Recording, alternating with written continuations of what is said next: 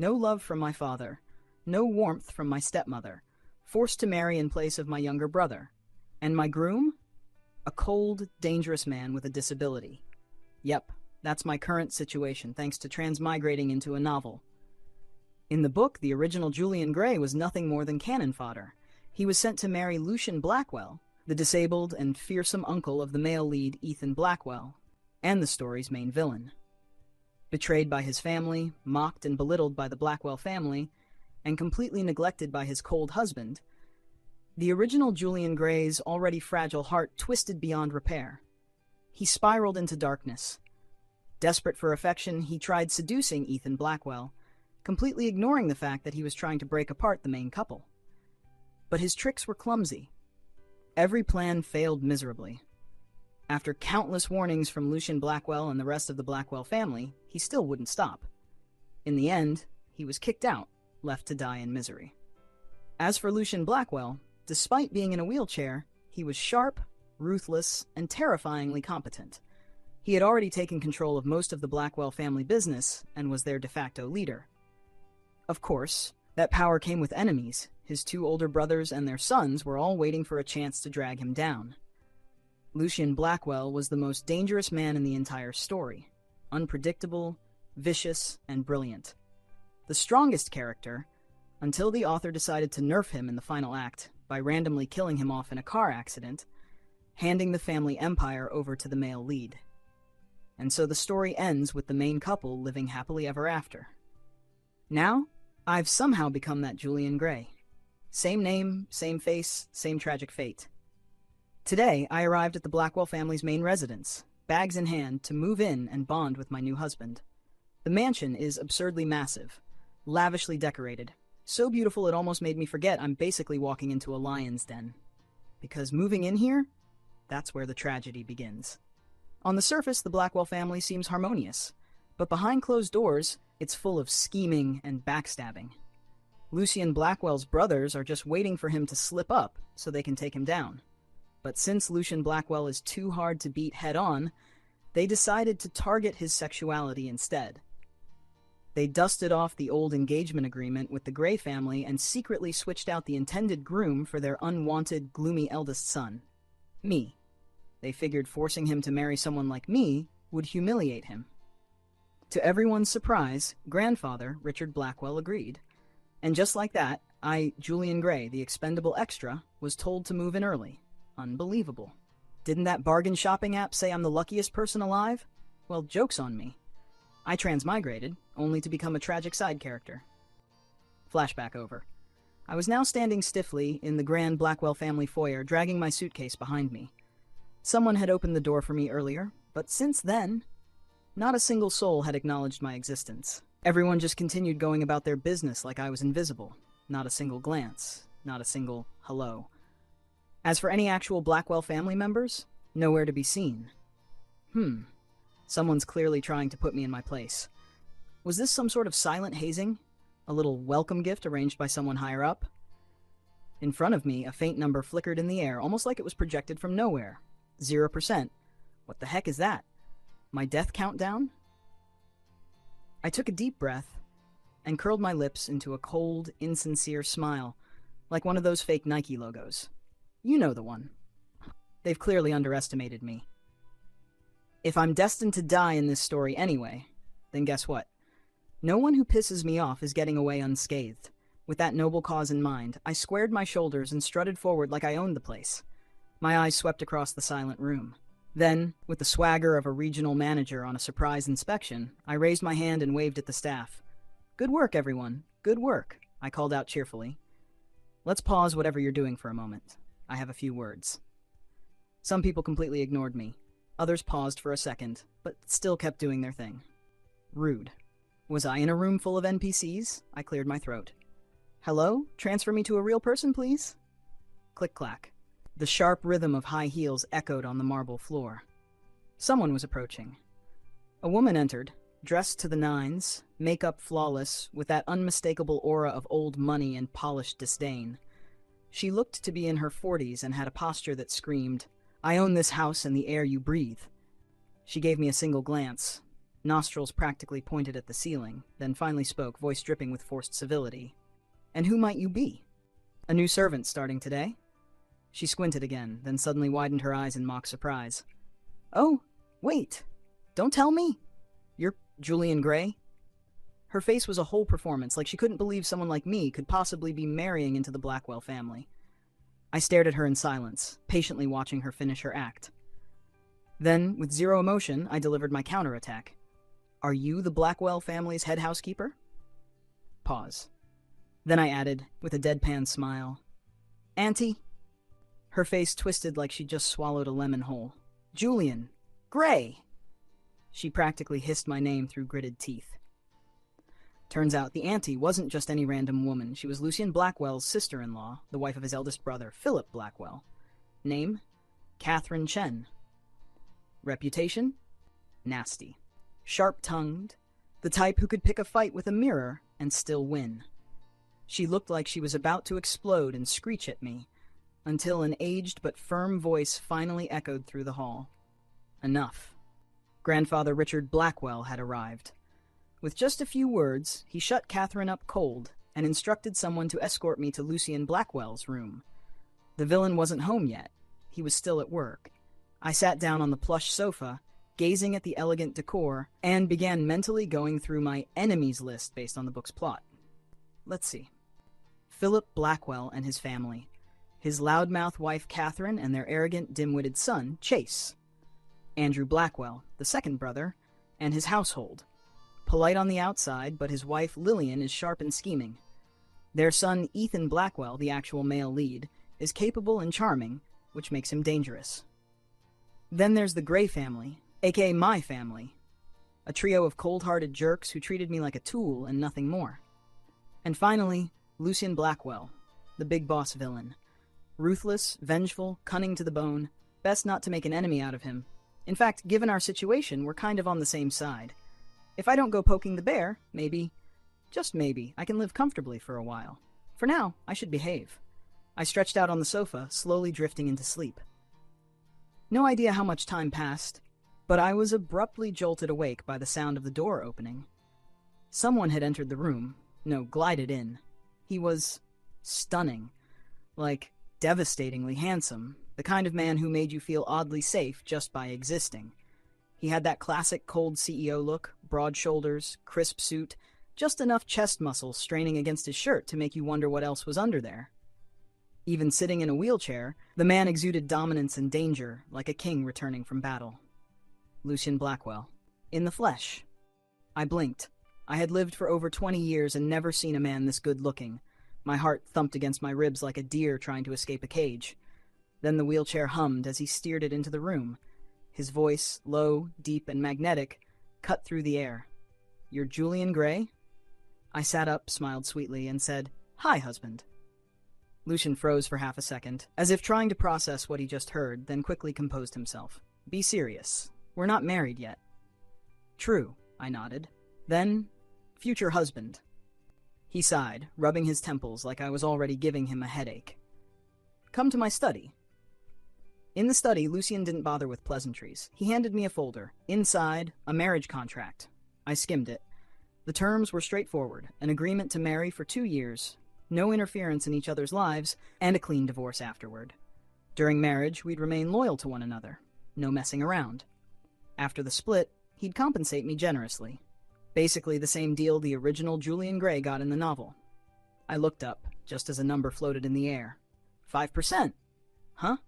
Still 95% of my life bar left? Neat. Lucian's voice interrupted my thoughts. "This is just a draft. My assistant will polish the details later. If you have any requests, you may propose them. If they're reasonable, I'll consider." I tapped my chin, thinking, "I do have one question, if you don't mind me asking. Go ahead." I gave him my most innocent look. "Honey," I glanced subtly at his lower body. "Can your little bird still fly?" A long, very awkward silence followed. At least 2 minutes. The temperature in the room dropped a few degrees. Lucian's obsidian eyes glinted with something dangerous. His hand, resting calmly on his knee, twitched slightly, and the veins on the back of it bulged. My heart skipped a beat. Oh no. Is it broken? Just as I was about to backpedal and offer some sympathy, He finally spoke, cool and composed. Remove the word little. I blinked. So, Big Bird? There's no problem in that department, he said coolly. But, wait, I cut him off, suddenly excited. Does that mean we can do it 3 times a week, or 4? Or, maybe I should test the waters first? I paused, realizing something dreadful. What if Lucien's technique sucks? That would be tragic. Better to try once before committing. I'm not going to touch you. Lucien's calm voice shattered my hopeful thoughts. We don't have feelings for each other, he continued. So naturally, we won't be doing that kind of thing. What? Really? I slumped. But I'm willing to put in the effort. He rejected me flatly. No hesitation. Ugh. Great. All that time single before transmigrating, and now that I've got a husband, I still can't catch a break. Julian Gray, you truly live a cursed life. Half an hour later, I went downstairs with Lucien Blackwell to join the family for dinner. The Blackwells had one bizarre, sacred tradition. Every Saturday night, the entire family must eat together. No exceptions. As I sat at the long dining table, I casually glanced around, mentally assigning names to the familiar faces from the book. There he was, Ethan Blackwell, the golden boy of the story. Handsome in that clean-cut, future CEO way, a typical male lead. But let's be real, next to my husband, he's barely mid-tier. Suddenly, a middle-aged man at the head of the table looked up and addressed me with a warm tone. It was Lucien's father, Richard Blackwell. Julian, you'll be living here at the estate for the time being. Use the opportunity to grow closer to Lucien, he said kindly. If you feel uncomfortable with anything, don't hesitate to let Lucien know. I smiled and nodded. Thank you, Father. Lucien had already briefed me about this. In front of his father, we're supposed to act like a peaceful, happily married couple, even if it's all smoke and mirrors. Eventually, Richard Blackwell left the table. As soon as the elder presence was gone, I let out a sigh of relief. All right, the mask can come off now. Now I could have a little fun. Across the table, Lucien's smug little nephew had already grunted and scoffed at me at least 10 times. He had that "I'm too good to talk to you" energy, like speaking to me might drop his IQ. And Catherine Chen, his mother, was practically rolling her eyes out of her skull at everything I did. I gently set down my chopsticks and tilted my head with a sweet smile. Chase, do you remember me? I asked politely. We met when we were kids, right? Chase blinked, confused. What? Before he could process that, I turned to Catherine with a deliberately thoughtful look. Oh, by the way, Catherine, are you an actress? She narrowed her eyes suspiciously. What? I was just wondering, did you recently land a role playing a ghost woman or something? You've been rehearsing all evening, after all. The constant eye-rolling. So convincing. Turns out, the Blackwell family didn't prepare a separate room for me. Translation, I'd be sharing a room with Lucien Blackwell. Apparently, this brilliant setup was all thanks to his father, Richard Blackwell. Great. Just great. Now it was late at night, and the atmosphere in the room was awkward, to say the least. Lucien sat across from me, eyes cool and unreadable, brows slightly furrowed. Clearly not thrilled. Well, someone had to break the silence. I cleared my throat and gave him my most charming smile. Honey, it's late. Should we get some sleep? You're sleeping on the couch, he said flatly, his voice as cold as the AC. I clutched my chest like he'd stabbed me. Darling, how could you? I'm your dazzling, delicate little husband. Recently bullied and emotionally fragile. And you want me to sleep on that tiny thing? Lucien twitched. Just a little. His brow ticked like I'd gotten under his skin. After a long pause, he actually compromised. Fine. But behave. If I catch you doing anything weird while sleeping, this will be your last time on the bed. Then he got up and walked into the bathroom like this was all beneath him. Victory. I stretched out on the soft bed, sighing in pure satisfaction. Once Lucien finished his shower, I took mine. When I came out, I noticed he'd laid out 2 separate blankets on the bed. Sharing the bed, but not the covers. His final line of defense. Once we were both under the covers, separately of course, I turned toward him and asked sweetly, So, honey, what was your first impression of me? What do you think I'm like? Lucien paused for a few seconds. You're overly familiar. What? I blinked. Shouldn't you say I'm sincere?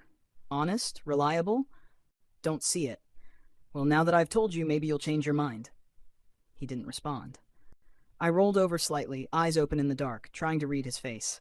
but it was too shadowed to tell if he was asleep or just ignoring me. A few moments passed. Then I piped up again. Hey, Lucien, if someone in your family bullies me, I can fight back, right? Do whatever you want. Oh, and will you help me? Depends. Humph. Cold-hearted tyrant. I pursed my lips, still feeling chatty. Well then, Julian, he said, voice heavy with exhaustion, shut up and sleep. I sighed, whispering one last time, okay. After that family dinner, I barely saw Catherine or her lovely son Chase for the next few days. Actually, aside from Lucien, the rest of the Blackwell clan seemed to be in hiding too. Not that I was complaining. 3 days later, Lucien finally called me into the study. The infamous post-marriage agreement he'd mentioned? It was ready. I stepped in to find not just Lucien, but also his assistant waiting beside him, suited up like this was a board meeting. Lucien handed me the contract. I started flipping through the pages, line by line. The whole thing radiated one message. Fake marriage. Keep it clean. Zero emotions. Geez, even the wording felt cold enough to give me frostbite. I glanced up at the man sitting across from me, all proper and impassive in his crisp shirt, like the very picture of noble indifference. I pouted internally. Excuse me, sir? Marrying me should be the highlight of your year. I'm charming, adorable, and come with great hair. Shouldn't this be the beginning of a bittersweet drama full of slow-burn tension and longing glances? But no, he really went with business contract energy. I wrinkled my nose, then gave him a dramatic bow with both hands clasped. Forgive my lowly self for daring to disturb your grace. If I ever offend you in the future, I hope you will show mercy and let me live to see the next episode. I wasn't planning to follow the original storyline and cause unnecessary conflict, but hey, a little insurance never hurt anyone. Lucien, as usual, gave no verbal reaction. Just pinched the bridge of his nose, like I was a headache he didn't remember inviting. I sighed and kept reading. Then he said, in his usual chilly tone, I'll also transfer a monthly living allowance to you. Name the amount. Wait, what? My ears perked up. Was this a salary, a job that came with housing, food, and pay? Sign me up. Immediately, I let my expression crumble, swiping at the corners of my eyes with a non-existent tear. Darling, you know my tragic background. Neglected by my father, unloved by my stepmother. Even after coming to the Blackwells, I'm isolated, bullied, looked down upon. I've come to accept it. I've locked away my heart. There's only one thing I trust now. Money. Cold, reliable money. It's my only armor in this cruel world. A man like me isn't meant for love. I'm only meant for an endless stream of soul-crushing cash. All right, Lucien cut me off. Just tell me the number. I straightened up instantly and gave him my best serious face. Back in college, I survived on about $1,500 a month. So now, aiming high, I want $5,000 a month, I declared boldly. Lucien stared at me in silence for a few seconds, and then the corner of his lips twitched. Was that a smile? It vanished before I could be sure. He turned to his assistant. Make it $500,000 a month. Understood, Mr. Blackwell. I nearly fell over. Did I just hallucinate? This was the real tycoon energy. Throwing money like confetti. Rich and ridiculously cool. Forget what I said earlier. This contract? Absolute gold. I'd frame it if I could. My eyes welled up again, but this time with genuine joy. Lucien, you're the most magnificent man I've ever met. He didn't respond. Instead, he looked at the assistant and said, Schedule the pre-marriage medical checkup. Include a psychological evaluation. The assistant nodded like an emotionless NPC. Yes, Mr. Blackwell. Wait a second. Excuse me? Life in the Blackwell household? Honestly, not bad at all. Aside from occasionally dealing with the ever-disdainful Catherine and her miniature clone Chase, my days were surprisingly peaceful. Before I transmigrated, I was already a certified homebody. Now, suddenly dropped into a mansion with endless food, space, and zero bills? I was living my dream. If I got a craving for something, no problem. I had a solution. Summon husband. Hubby, beep, paging husband. Please respond. 10 minutes later, the reply came. Transfer me to a real person. What do you want now? Lucien's cold reply popped up. I chuckled and finally revealed my true goal. I'm craving a cheese foam green tea from Mixu. Large, light ice, normal sugar, with those popping boba balls. Pretty please, bring one home for me? Moi. The reply came quick. Fine. Relieved, I happily switched back to my game and resumed fighting pixel monsters. You see, the Blackwell estate might be luxurious, but it had one major flaw, No outside delivery allowed, which meant I, a snack enthusiast with zero self-control, had to rely on Lucien Blackwell, the devilishly rich and intimidating CEO, as my personal delivery guy. In the past week alone, I'd roped him into grabbing takeout for me 5 times. The first time I messaged him, I didn't even expect a response. But lo and behold, not only did he reply, he even had his assistant, Mr. Jang, hand-deliver a piping hot milk tea when he got home. From that moment on, I knew. Lucien Blackwell might be cold-faced, but deep down, he was a doting, indulgent tycoon. Definitely husband material. Tonight was different, though. Instead of his assistant passing me the goods, Lucien wheeled up to me himself, deadpan as ever, holding out the mixu tea like he was handing me a court summons. Seeing him like this, stern expression, designer suit, handing me boba, it was such a dramatic contrast I almost burst out laughing. "Thank you, hubby," I beamed as I skipped over to him. "Want to take the first sip? I'll let you." I was just being polite, really. But to my shock, Lucien actually pulled the cup back, popped in the straw, and took a long sip, almost half the drink. I stared at him in silent betrayal. Then, like nothing had happened, he handed it to me. "Here." I took the half-empty cup with a stiff smile. Okay, I take back what I said about him being generous. That man definitely had a grudge about all my snack orders. But did that mean I'd stop asking? Absolutely not. I fear nothing. I'll do it again. I took a sip and then grinned, eyes twinkling. "Lucien, were you just trying to sneak an indirect kiss with me?" I teased, fluttering my lashes in the most exaggerated, ugly way possible. "You naughty thing?" Lucien turned his head sharply, expression unreadable. I could practically hear the internal nope, nope, nope echoing in his brain. Oh, he was regretting marrying me. Too late. No refunds, Mr. CEO.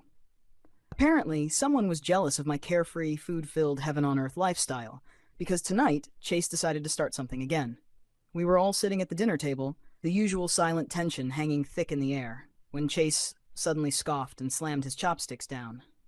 "Julian," he said with that annoyingly self-righteous tone, "you've been in our house for a week now, and all I've seen you do is eat, drink, and laze around. Let's be honest, you're only here for my uncle's money."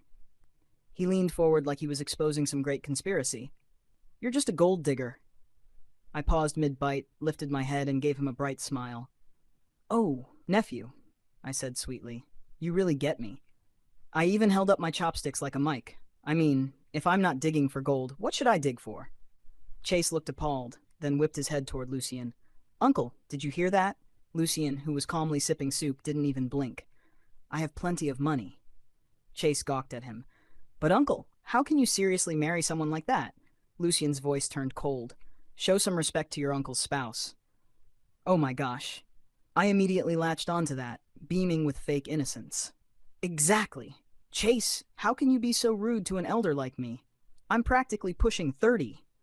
Back in the day, people like you wouldn't even be allowed at the table if they talked to their elders that way. And besides," I added, pointing my chopsticks at him, "you're not exactly a role model either. You spend your days partying, drag racing like some Fast and Furious reject, and living with zero ambition. Isn't that a bit hypocritical?" Philip, Chase's father and Lucien's eldest brother, finally decided to chime in from his seat.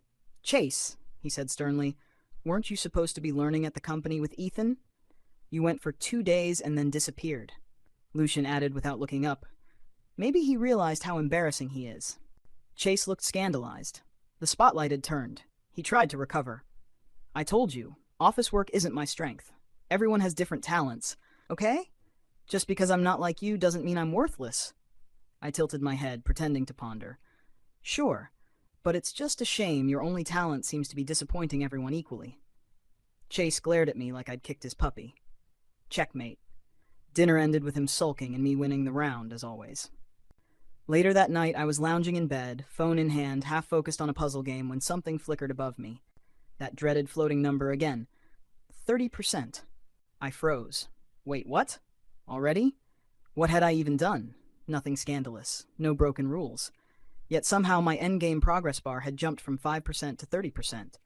Was I speeding toward my doom without realizing it? Nope. I wasn't dealing with that tonight. I made a mental note to ignore that cursed progress bar going forward. Blissful denial was my coping strategy. Lucien came out of the bathroom, freshly showered, hair damp, robe immaculate, and looking like a cover model for some absurdly expensive cologne ad. He maneuvered smoothly into bed with practiced ease. Tonight, though, he kept glancing at me more than usual. I raised an eyebrow. "What is it, hubby? Don't tell me. You've fallen for me?" Lucien didn't even blink. "You're imagining things." But he looked away, which meant I was winning. Feeling inspired, I decided to reward him for standing up for me at dinner. "I want to sing you a song," I said dramatically, resting a hand on my chest. "Guess the title, okay?" He glanced at me, already skeptical. "Here's a hint," I said. "A white balloon hits a black balloon. What happens?" Without missing a beat, Lucien deadpanned. "It explodes." I gasped, delighted. "Wrong. It confesses. The answer is Love Confession Balloon." Lucien stared at me in silence. "That's ridiculous." "I'm starting now," I declared proudly. Then I launched into the song. "Stop." I paused, confused. "Huh? What's wrong?" "Have I wronged you in some way recently?" I blinked. "What? No? Then why are you punishing me like this?" He looked me dead in the eye. "You sound terrible." Wow. Insulted, betrayed, wounded. How dare he? So I plotted revenge. Before bed, I sneakily set an alarm for 3:30 a.m., labeled it Operation Gently Pull Lucien's Blanket Off So He Freezes. Unfortunately, I never woke up to execute my brilliant plan. Somehow, the alarm had been silenced. I suspect foul play. It started with an invitation, or rather a summons. Apparently, I was expected to attend a formal banquet with Lucien Blackwell. Yes, that Lucien, the CEO, my husband, and the man with a wheelchair that costs more than my entire former life. By mid-afternoon, I was already being dragged off for a full styling session. Hair, wardrobe, even skincare. I was plucked, scrubbed, and powdered within an inch of my life. By the time I looked in the mirror, I barely recognized myself. Who was that dazzling young man staring back? A lost character from some luxury drama? A male lead side piece with a hidden backstory? I looked like a pop star who accidentally wandered into a Meters Bonway ad shoot. Of course, credit where credit's due. I am ridiculously good-looking. Stick a potato sack on me and I could still walk a runway. The original Julian Gray had always been the unwanted one back in the Gray family. His father dismissed him, and he was rarely allowed out to attend major social events. No wonder he never had the chance to build connections in high society. He was basically a decorative houseplant with abandonment issues. Tonight, Lucien sat in his wheelchair like usual, but instead of maneuvering it himself, his assistant, Mr. Jiang, was pushing it. I assumed it was to enhance Lucien's untouchable aura, because nothing says dominant CEO energy like being too elite to roll your own wheels. Despite what whispers might say behind closed doors, no one dared to disrespect Lucien in public. He was, after all, the true power behind the Blackwell name now. And since I was his fiancé, even I received a few polite nods from the socialites who'd normally step over me. We roamed the venue together for a while. Well, he roamed. I mostly hovered nearby like a decorative handbag. Business partners, old acquaintances, new sharks, everyone wanted to talk to Lucien. I stood there listening to deals go over my head, wondering how many more handshakes I had to survive. When the last man finally walked away, I leaned toward Lucien and asked sweetly, "Tired from all that sitting, hubby? Want to switch? Let me sit in the chair for a bit." Lucien turned his head with a look that clearly said, "Did you seriously just say that out loud?" I rubbed my sore thighs.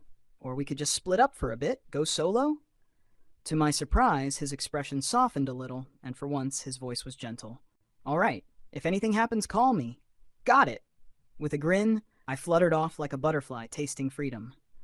But just as I was making a beeline for the dessert table, trouble found me, again. There, standing a few feet away with his little entourage, was Chase.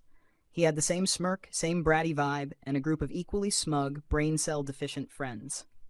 He called out from across the room, "Julian, come here."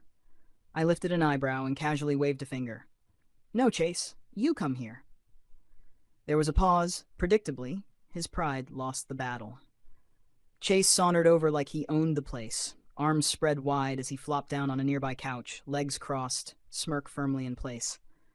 One of his friends immediately piped up, "Who do you think you are, not greeting young Master Chase properly? Don't you want to stay in the Blackwell family?" I almost clapped. These guys were like walking, talking drama prompts. So diligent. I gave a dry laugh. "Young Master Chase, please. At best, he's a side dish on the family buffet. Actually, that's not fair to side dishes. Some of them are useful. Chase here is just garnish. I turned to Chase, eyes wide with mock concern. Planning a coup, are we? Trying to replace Lucian as the family head? That's treason, dear nephew. One of them spat. You're just a nobody, a freeloading gold digger. Right? Another added. Word is, you don't even have your own car. I gasped dramatically. What? Of course I do. A Rolls-Royce. Hallucination. They scoffed, but I kept going. Honestly, you should be thanking me, I said, because with this face and this mouth, I convinced the great Lucian Blackwell to keep me around. That's talent. Watch your mouth, one guy warned. You don't belong here. Get lost before we make you. They all began yelling over each other like a flock of angry pigeons, a headache in surround sound. Finally, I looked up, calm and cold. So noisy. You all should just go guard the door if you like barking so much. Then, as one tried to interrupt, I pointed at him and added, You too. Make it a couple. That shut them up fast. Chase growled, Julian, listen. If you're smart, you'll know when to back off. I'm warning you. I cut him off smoothly. Back off? What, junior genius? Sit down. That was the final blow. They scattered like roaches after the lights came on. With that drama behind me, I lost my appetite for cake. The party suddenly felt stale. Just then, Mr. Jiang appeared and asked if I'd like to head back with Lucian. Yes, I said instantly. Please. As we were leaving, some old guy blocked my path, face twisted with anger. Julian Gray, you ungrateful. I didn't let him finish. Move, old man. Good dogs don't block doorways. And just like that, I shoved past him. That jerk, that was the original Julian's awful excuse for a father. Not my problem. I all but dove into Lucian's sleek luxury car, finally breathing again as we sped off. Lucian glanced at me from the corner of his eye. Someone gave you trouble? I blinked. Huh? No. Those clowns don't even rank high enough to bother me. But even I could hear the hollow sound of my voice and feel that little sting in my chest. Strange. Why did his concern hit me so hard? I didn't get enough to eat at the banquet. That night, lying in bed, I tossed and turned, wide awake. I counted sheep until my mouth watered. Lucian, I murmured dramatically, barely above a whisper. Do I deserve a bowl of instant noodles? Lucian's voice came calmly from the other side of the bed. Sure. I'll even throw in a sausage. My eyes lit up. Really? Where is it? Open your phone, he said dryly. There's a 24-hour convenience store on the map. Go get it. The hope in my chest immediately deflated. I let out a defeated groan, like some wandering ghost. How could you say that? I'm seriously starving over here. Lucian didn't reply at first. Then, without a word, he sat up and opened his phone, tapping a few things before finally speaking again. Head downstairs, he said. Tell the chef whatever you want. I sat up instantly, eyes sparkling. You're amazing, hubby. A short while later, I was downstairs, happily stuffing my face with whatever my greedy heart desired. Noodles, snacks, dessert, you name it. Fully satisfied, I eventually returned to our room. Lucian still wasn't asleep. A soft bedside lamp was casting a faint glow, and he was still in the same posture I'd left him in, eyes on his phone. Probably working again. Feeling sticky, I made a quick detour into the bathroom for a rinse before crawling into bed. The lights turned off. Lucian lay down beside me. Then, in the dark, he spoke. Those guys who cornered you at the banquet today, do you remember their names? I blinked. Sort of. I gave them nicknames instead. He sounded confused. What? Well, I began, there was ETC, that one who automatically argued with everything I said. Then there was Sewing Machine, constantly comparing people, stitching together nonsense. And Chef, the one who kept tossing blame like a frying pan. Huh. Lucian didn't respond after that. Sleep tugged at me like a warm blanket, and soon I drifted off. That night, I had a nightmare. Several vicious dogs were chasing me, growling and snarling like they wanted to tear me apart. I ran as fast as I could, heart pounding, but no matter how hard I tried, I couldn't shake them off. I jolted awake, sweaty, disoriented. My blanket had vanished, probably kicked off during all that flailing.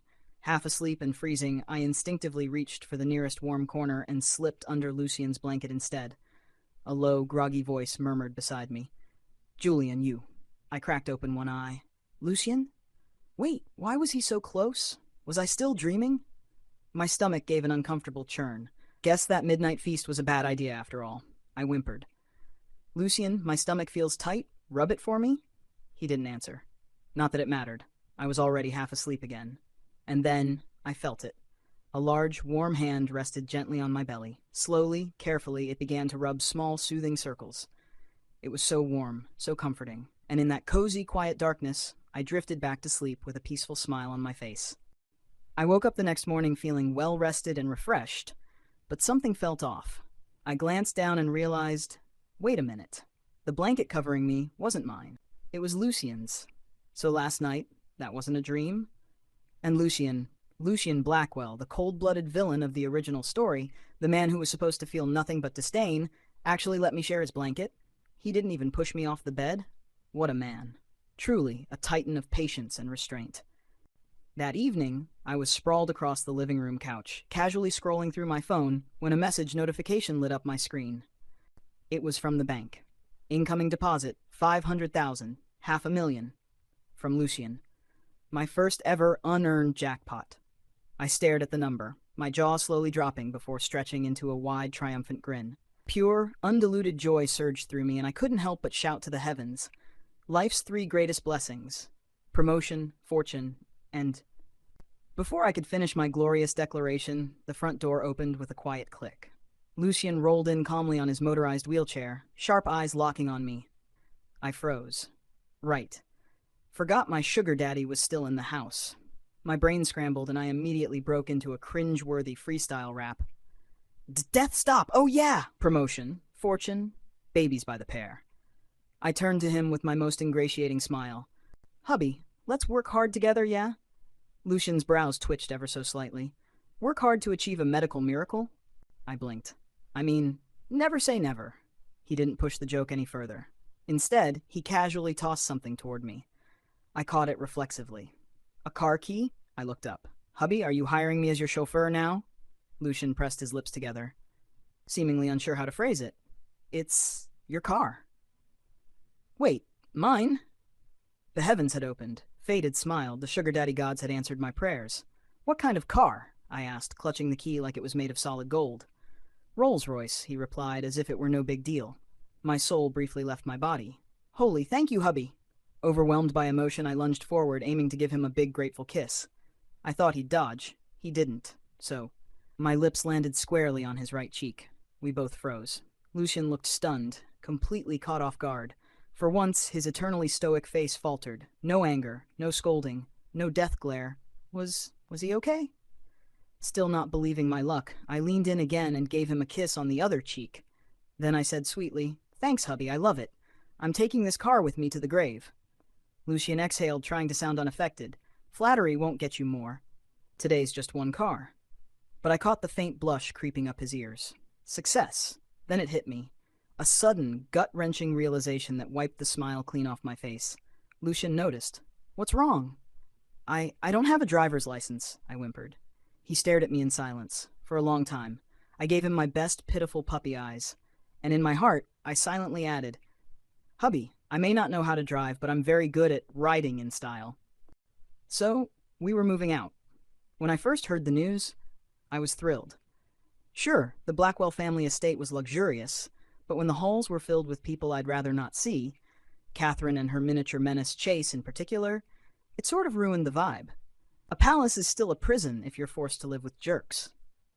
So when Lucian said we were leaving, I packed my bags like a contestant on a reality show who just won immunity. I was sitting in the living room, suitcase zipped and ready to go, when young Master Chase, strolled over. His usual smug, cocky attitude was nowhere to be found. Instead, he looked like he'd just swallowed a fly and couldn't spit it out. You happy now, Julian? He muttered, trying to sound threatening, but mostly sounding constipated. My friends got dragged into this mess. I got scolded. It's all because of you. He glared at me, face twisted in reluctant frustration. You little homewrecker. I blinked slowly and sighed.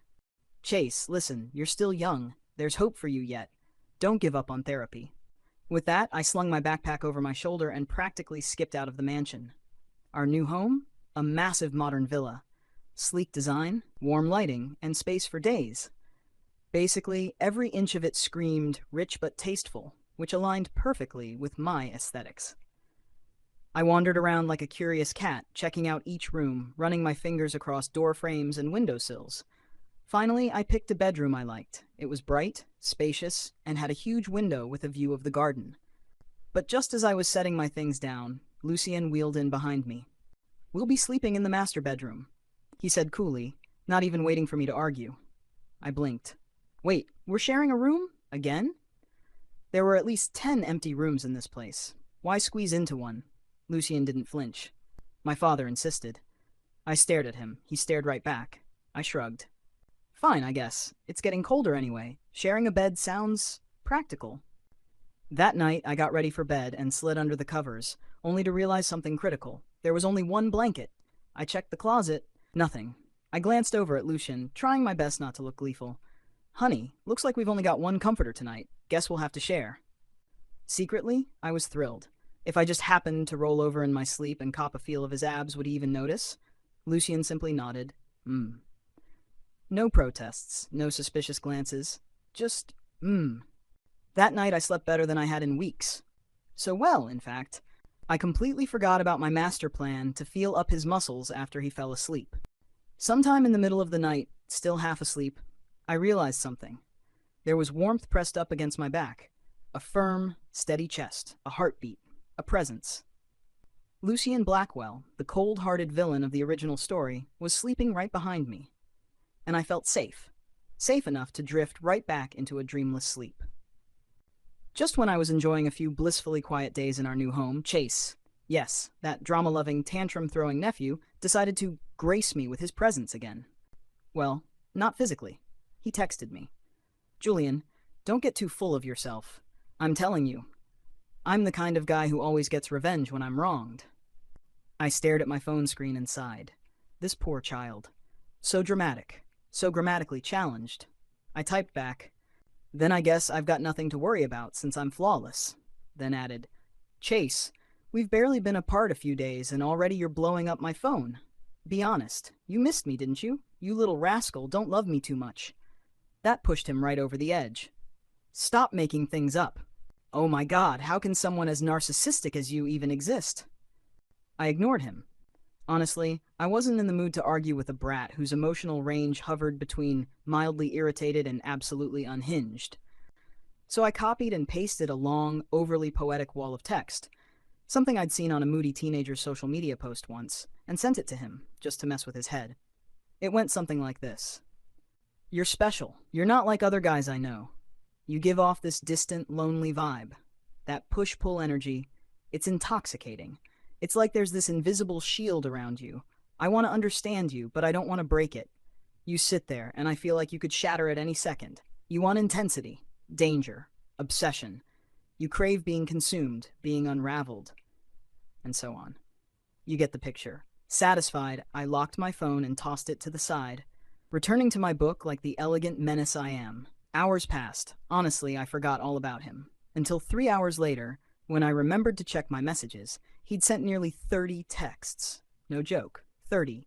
All full of increasingly dramatic reactions, existential, crisis energy, and... was that one a song lyric? But the last 2 texts? Those were the cherry on top.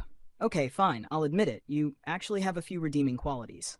And finally, I didn't expect this, but maybe the person who understands me best is you. I leaned back on the couch, smiled to myself, and whispered, hook, line, and emotionally spiraled. Another day. Another victory.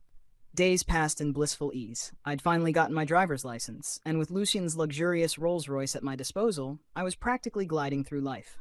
Taking the car out for a spin was pure joy.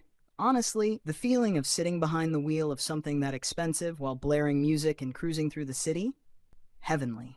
One day, on a whim, I decided to go pick Lucien up from work. I parked right outside his office building, rolled down the passenger window like I was starring in a cheesy romance drama, and called out, "Babe, come hop in my passenger seat. Doesn't this give you the rush of youthful rebellion?" He raised an eyebrow, amused. "What kind of rebellion are we talking about?" "Oh, you know," I smirked. "Speed limit 60, and I'm hitting 59. Fast and Furious, domestic edition." Halfway through our drive, we passed by a bustling night market. The smell of grilled skewers and fried buns hit me like a truck. My cravings flared instantly. "I need to refuel," I said seriously. "Blood sugar critical." I pulled over into a nearby parking spot, jumped out, and dashed off into the crowd. A few minutes later, I returned with an armful of snacks and a surprise. "Here you go," I announced, opening the car door and shoving a bouquet of fresh roses into Lucien's hands before sliding into the driver's seat like I owned the road. "For you, my dear husband, in honor of our everlasting, totally passionate marriage." "Moved?" Lucien took the flowers without hesitation. "With your driving? No one dares move." Rude. I handed him some of the snacks. "Here, help me hold these, sweetheart. We'll split them 70-30. I get the 70. And Lucien Blackwell, the cold-hearted CEO everyone feared, actually took the greasy bag of street food from my hands. That night, I lay on our bed staring at the air above me, where the percentage still floated silently. 88%. I frowned. I'd been so wrapped up in my comfortable new life, I'd nearly forgotten I was living inside a novel. I was just a side character, one that didn't end well either. And if the plot was advancing this fast, that meant Lucien's accident wasn't far off either. My chest tightened with anxiety. The truth was, Lucien had been nothing but kind to me. Sure, maybe he didn't love me, not in the romantic sense, but he never treated me badly. He gave me money, a house, a car. He defended me when others tried to humiliate me. And somehow, I started caring about him. Too much. Curse this man. What spell had he cast over me? Feeling suddenly emotional, I turned toward him and whispered, "Lucien, if I die, would you watch a 2-minute ad just to revive me?"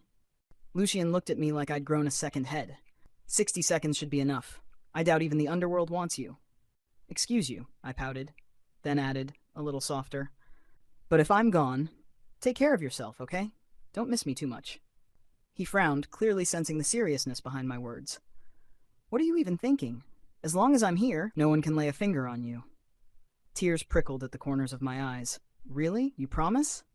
"How can I be sure?" And then his face came closer. Suddenly, without warning, he cupped the back of my neck and kissed me.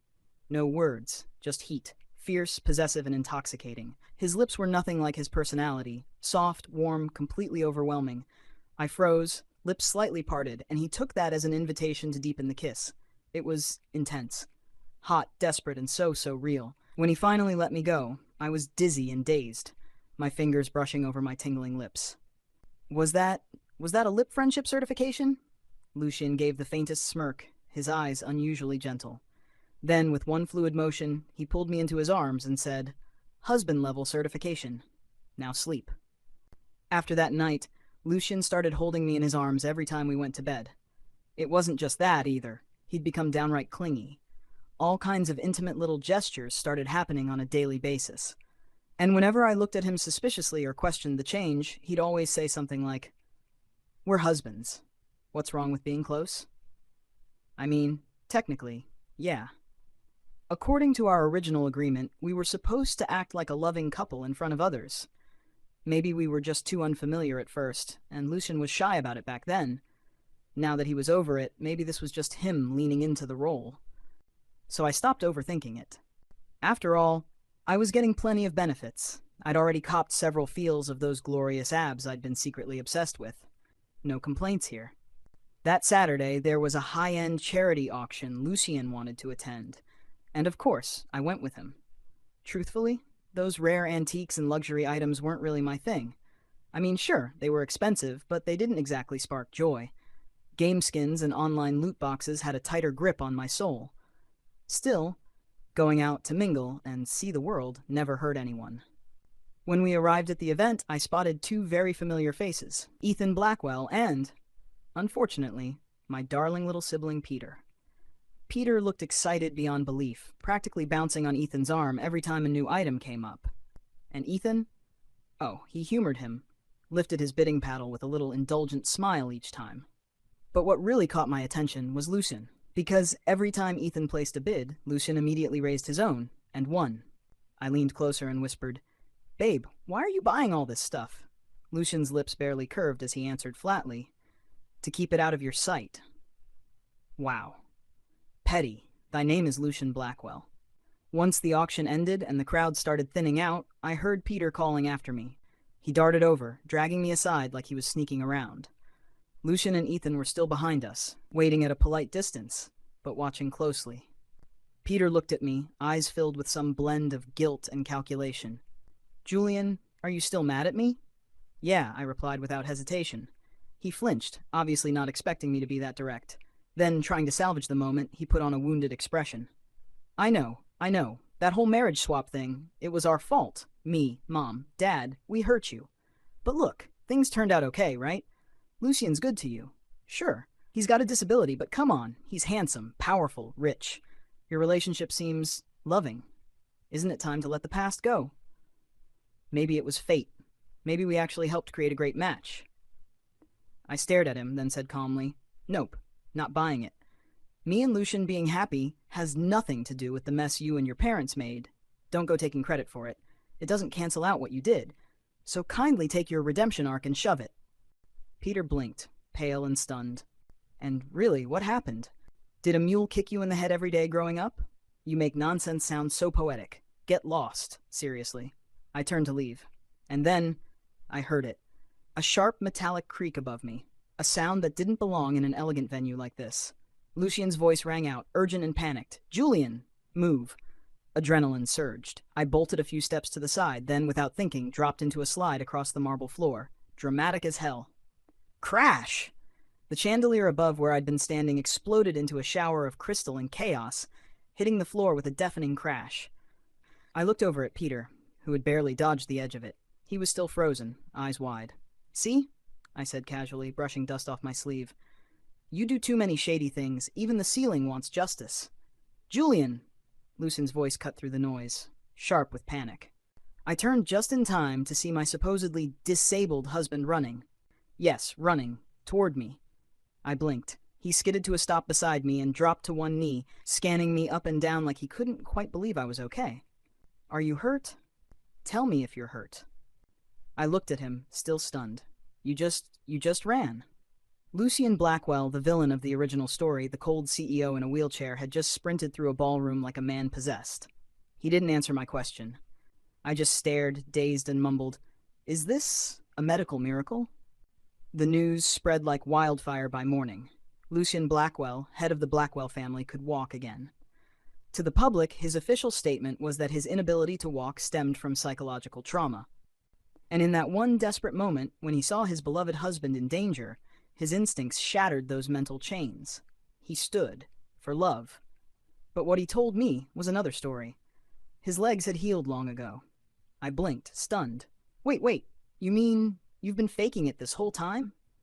Lucian leaned back with a shrug. It was a good way to avoid unnecessary trouble, confuse enemies, and most importantly, his eyes flashed with mischief. It's a lot more comfortable not having to walk around all day. I stared at him, deadpan. You're unbelievable. Still, something inside me soured. I couldn't help the edge in my voice. So you were even acting in front of me, huh? Wow, CEO Blackwell. What a performance. Really deserves an award. Lucian took 2 steps forward and seized my hand, his voice low but unmistakably firm. Call me husband. I yanked my hand back, scoffing. CEO Blackwell. Without missing a beat, he pinched my cheek, just hard enough to make me flinch. I said, Call me husband. I gritted my teeth, refusing to give in. Lucian, Blackwell.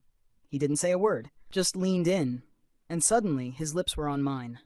It wasn't soft. It wasn't tentative. It was intense, commanding. His hand cradling the back of my head as his mouth crashed into mine, heat radiating from every inch of him.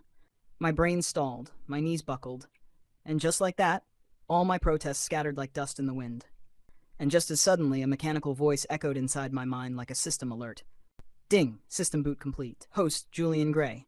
Target of affection, Lucian Blackwell. Commencing romance protocol. Wait, what the?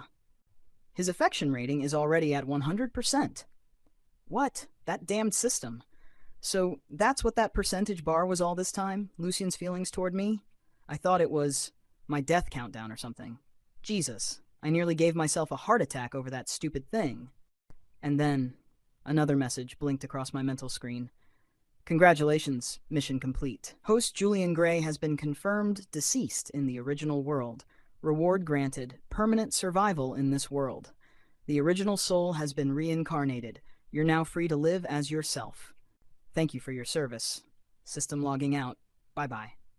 Just like that, the system vanished. Quick in, quick out. So quick, I almost thought I imagined the whole damn thing. But I have to admit, this journey wasn't without its rewards. Lucian Blackwell, cold, ruthless, unpredictable, sharp as a blade. The man who ruled the Blackwell Empire with an iron will and unmatched cunning. In the novel, he was the most powerful figure of them all.